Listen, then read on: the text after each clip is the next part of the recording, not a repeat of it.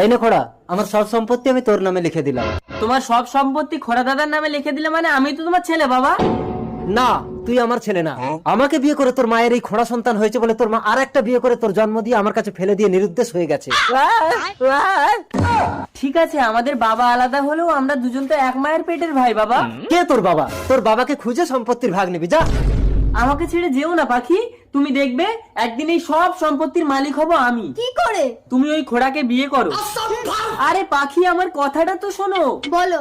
তুমি খোড়াকে বিয়ে করে ওই বুড়োকে আর খোড়াকে বিষ খাইয়ে মেরে দাও, তারপর এই সমস্ত সম্পত্তির মালিক হবে তুমি, আর তুমি মানেই আমি।